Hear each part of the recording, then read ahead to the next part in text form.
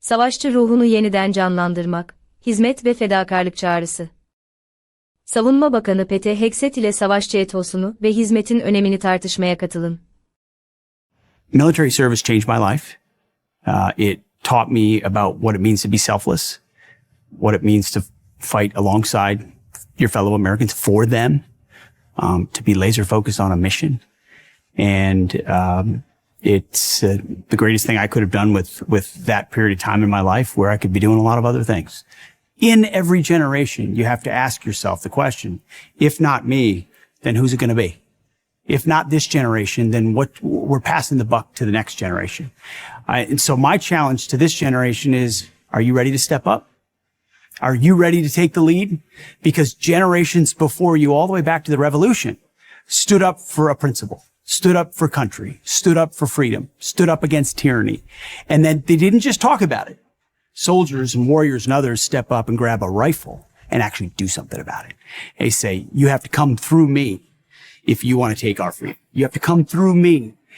They did it then, and they've done it in every successive generation. And are you able to step up to that task? Do you understand the purpose-driven life? Do you understand principles larger than yourself, that our rights are endowed by a creator, not from government?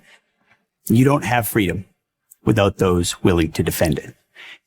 Part of the reason you should serve today is that we're getting back to basics. And one of those basics is the warrior ethos. We're not doing the politically correct, social justice, ideological stuff that previous administrations did.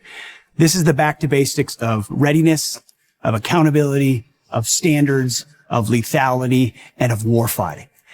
With President Trump at the helm, we're going to have your back. We will have your back when we ask you to do difficult things. You will be equipped with the best equipment in the world. You will be given a clear and narrow mission that's focused on our country and our country's interests. To be strong, to be tough, to be selfless, to be courageous, to be determined. Those are principles of the warrior ethos. To finish the fight. We need that instilled in the veins of our warrior class of Americans who are willing to do really tough, really difficult things, and not because they're going to get a medal for it or they're going to be famous because of it, but it's because of the integrity and honor and duty that they have inside them that makes them a warrior. You see, the world looked at Joe Biden and felt like they could take advantage of America. We were chumps. We were weak. We were woke. We were focused on other things. They look at President Trump and they say, this is a guy who's serious, substantive. He's rebuilding the military, and I don't want to mess with him. Because if I go sideways on America, I might just get the business end. So the revival of the American spirit you see most directly in the revival of recruiting numbers. I mean, it was in the tank under Joe Biden, and now it's at historic highs. Tell me what changed. What changed is President Trump.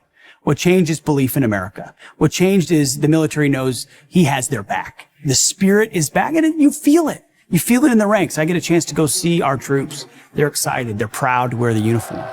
It means a little more to them. Knowing the kind of leadership that they have. And that spirit obviously culminates at the 4th of July on Independence Day, when we all celebrate our country.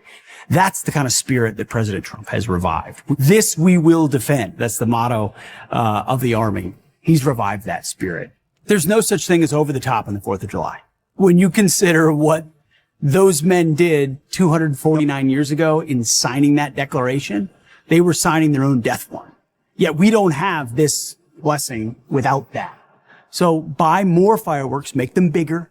Buy more hot dogs, spend more time, celebrate the 4th of July.